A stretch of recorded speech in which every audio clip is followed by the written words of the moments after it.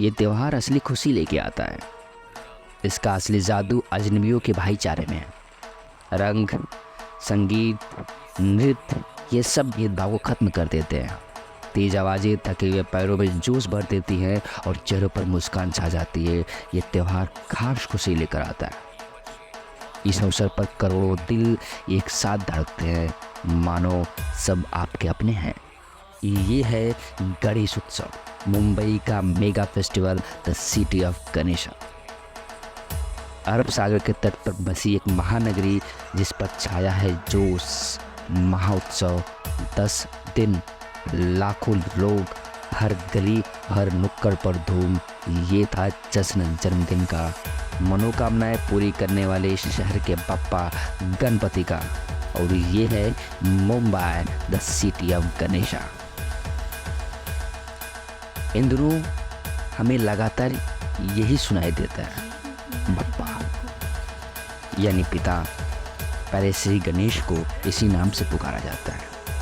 मौर्य शब्द संत मौर्य गोस्वामी जी से आया है, जो आज से लगभग 500 साल पहले भगवान गणेश के बहुत बड़े भक्त थे। वैसे तो हिंदुस्तान में 33 करोड़ देवी देवताएं हैं।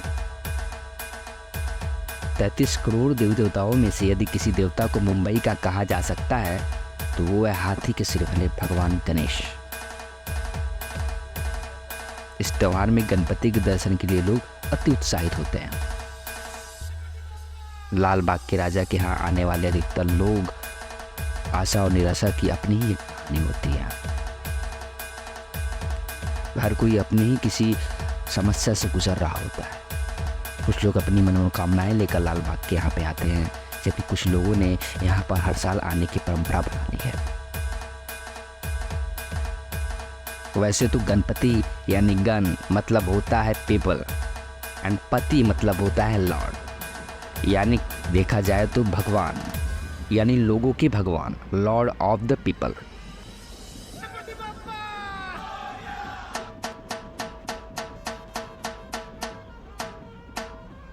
जो गणेश जी की पूजा होती है ना, तो समाज को जोड़ती है।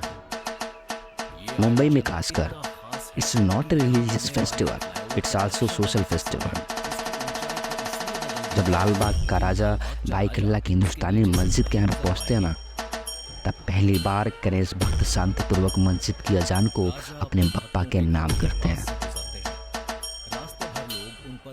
कहा जा सकता है कि गणपति की पूजा समाज को जोड़ती है। एक चीज़ बड़ी कॉमन देखी गई है लोगों में, हमने भी देखा है, आप लोगों ने भी देखा होगा, आदि के साथ कनेक्ट भी करें। जब हम गणपति को लाने के लिए जाते हैं या कहने खरीदने के लिए जाते हैं तो माताएं बहनें कैसे मोल भाव करती हैं।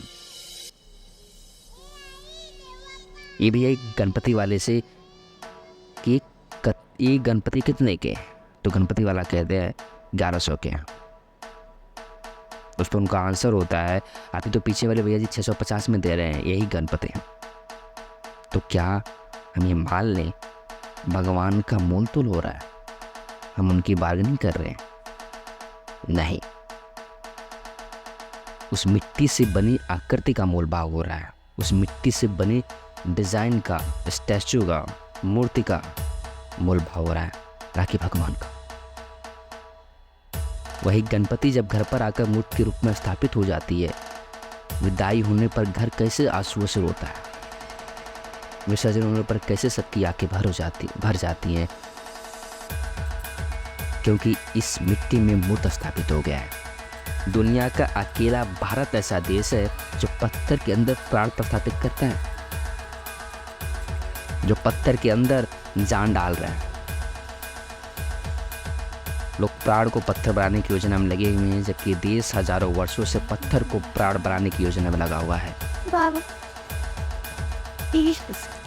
कहते हैं कि गणपति बप्पा का जो जन्म हुआ था वो भाद्रपद माह में शुक्ल पक्ष की चतुर्थी तिथि को हुआ था, इसलिए उस चतुर्थी को गणेश चतुर्थी कहा जाता है। रही बात गणपति फेस्टिवल 10 दिन का ही क्यों होता है, वैसे हम 10 दिन के लिए सेलिब्रेट क्यों करते हैं?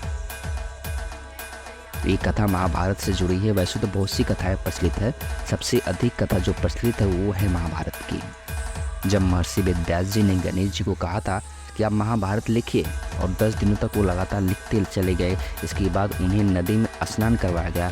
तब से गणेश चतुर्थी और अनंत चतुर्थी की शुरुआत हो गई, ऐसा कहा जाता है।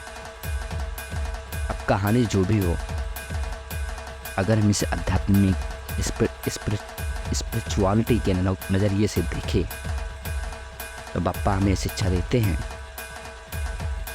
कि गणेश उत्सव मन के मैल को हटाने का पर्व है। 10 दिन हम हमें यही शिक्षा देते हैं कि आप संयमित रहें, अपने मन और आत्मा पर जो मैल जमा हुआ है उसे स्वच्छ कर लें। और विसर्जन अपने आप में बहुत महत्वपूर्ण शब्द है।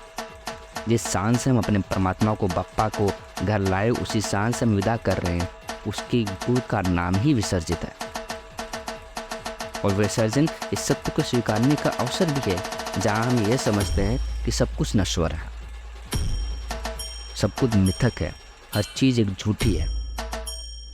और गणेश चतुर्थी का महात्म्य भी हमें यह समझाता है कि प्रभु का आगमन हुआ और उसकी स्थापना हुई, उनका विसर्जन भी हो गया। और हर पर्व को हमने उल्लास के साथ मनाया है।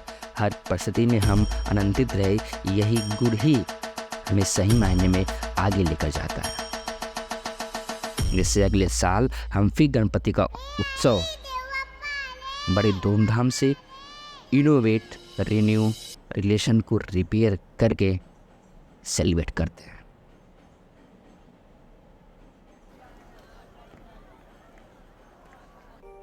तो ये था मेरे चैनल का श्री गणेश। मैं हूँ कहानी। हेलो दोस्तों, मैं लेके आ रहा हूँ एक नया podcast on this YouTube. My channel name is अज्ञात ऑफिशियल। अब सवाल ये है कि मैं तो सुनाने आ रहा हूँ आपको एक नई कहानी, क्या आप सुनने आओगे? अगर हाँ तो बेल आइकन दबाइए और सब्सक्राइब कीजिए हमारे नए चैनल अज्ञात ऑफिशियल को। अनफॉलो कीजिए on Instagram with the name of अज्ञात ऑफिशियल। Thank you and